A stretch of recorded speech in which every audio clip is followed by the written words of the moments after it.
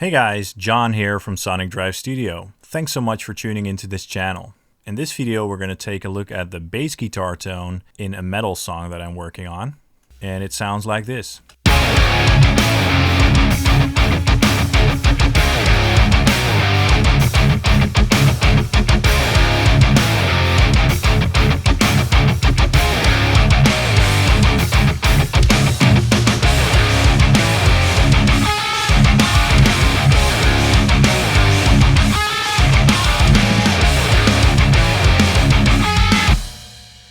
Sounds pretty huge and crunchy. I've already discussed the guitar tones of this song in another video, so you can check that on my channel as well. Today we're going to focus just on the bass guitar. So I'm going to turn off the guitars now and take a listen to this section over here.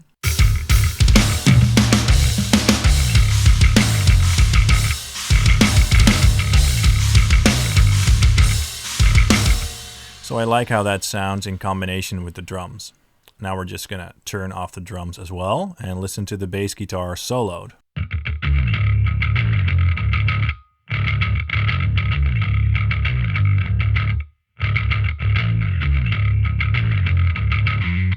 So it's present but also huge sounding in the low end, which are nice characteristics for a bass guitar to have, especially in metal.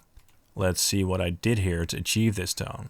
Alright, so we're starting off the chain with Helix Native. And first I'm going into a dynamics block here with the tube compressor.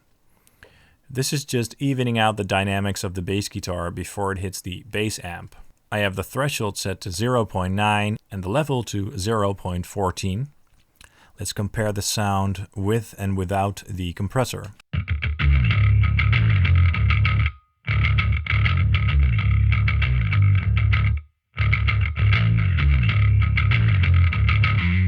So when the compressor is on, it just brings the bass guitar forward more. Then we're going into a dist block for distortion, and I'm using the Obsidian 7000 drive model, which is based on a dark glass bass driver. The drive is set to 4, level to 5, blend is turned up all the way, the grunt boost is enabled and the attack boost as well, and the master volume is set to 5.5. Bass frequencies are turned up 6.2 dBs. The low mid frequency is set to 250 Hz, which I'm dipping out a little bit at minus 2.1 dBs. The high mid frequencies are set to 3K, which I'm turning up about 5.7 dBs. And I'm turning up the treble as well at 3.2 dBs. And of course, distortion is set to on. Let's A/B the bass tone with and without the drive model.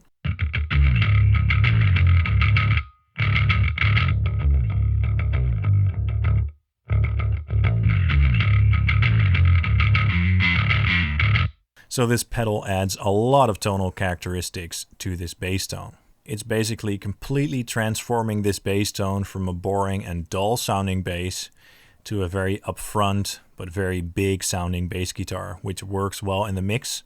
Okay, from then on we're going into the amp model and we're using a bass amp, which is the SV Beast Bright. It's based on an AMPG SVT amp. And we have the drive set to 5.1, bass to 5.4, mids to 5.1.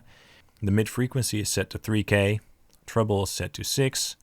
Channel volume is turned up all the way, master volume is set to 6, and that's all that I did here.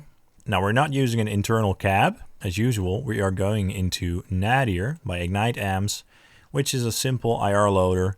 In that plugin, I'm using an OwnHammer 410 AMPG SVT 10, so a 10-inch AMPG SVT speaker in a 410 cabinet, and I'm using the cut ribbon EQ file here. So this OwnHammer bass pack is very nice. It just sounds like a real mic'd bass cabinet. Let's compare the bass guitar tone with and without the IR.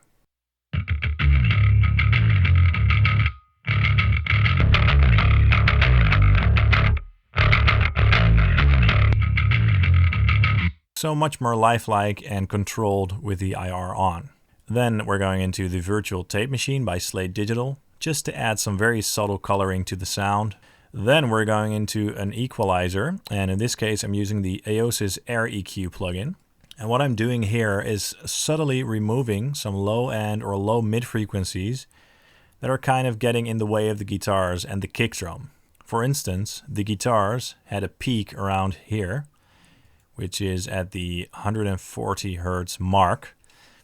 So there was a resonant peak in the guitars when the guitars palm muted the low C sharp.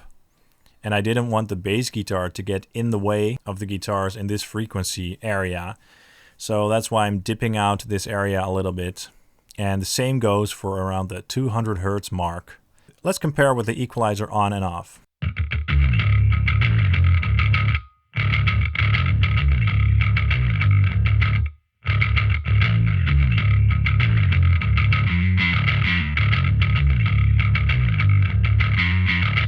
So with the EQ on, the difference is subtle, but the sound is a bit less tubby, less boxy.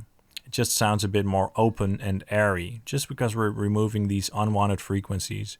These frequencies I don't really associate with a very deep sounding bass guitar, so that's why we're taking them out.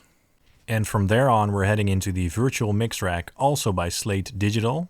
First, we're going into the virtual console collection and the virtual channel, set to the Brit 4K E channel, just to add some very subtle coloring again. Then I'm adding the AirEQ Earth module, which I'm basically only using to cut out the low end under 37.5 Hertz. I'm going to steepen the slope a little bit here too.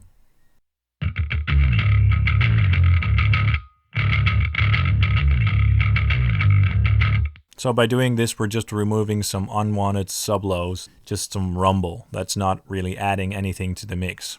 And then we're using the AirEQ Air module here, which I'm using to cut out some high frequency content.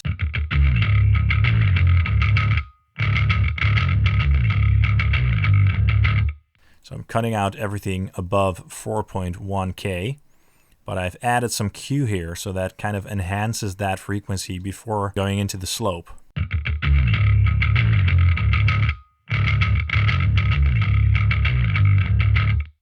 Gives it a bit more of a present sound. From there on, we're heading into the FGS Brit 4K EQ, which is based on an SSL EQ. And I'm cutting out some low mids here at about 200 Hertz.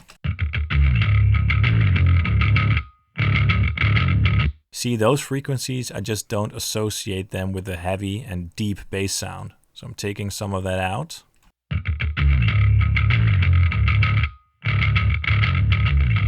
I don't want to take out too much because it will make the bass sound too thin, but taking out a little bit of this goes a long way. And from then on, I'm going into a compressor, into the FG116 Modern, and I'm just reducing the gain a little bit.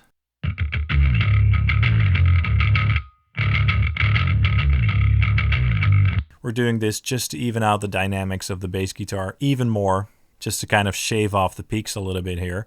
But as you can see here, the mix is set to 50%. So we're retaining half of the original tone and blending in the compressed tone. This gives it a more natural sound. And when I turn off all the EQ and processing settings after the impulse response loader, it sounds like this.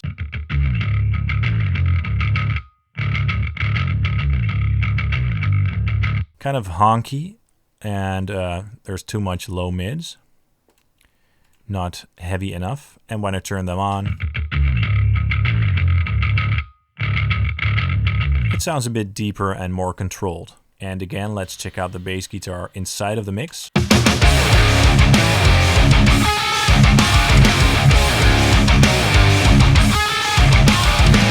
Now let's check out what happens to the mix when I remove the bass guitar.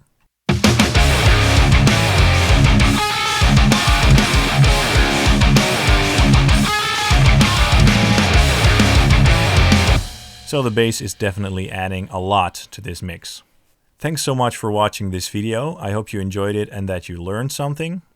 Like I said before, please hit subscribe and follow us on facebook.com/sonicdrivestudio to stay up to date. Thanks for your support, and I'll see you in the next video. Cheers!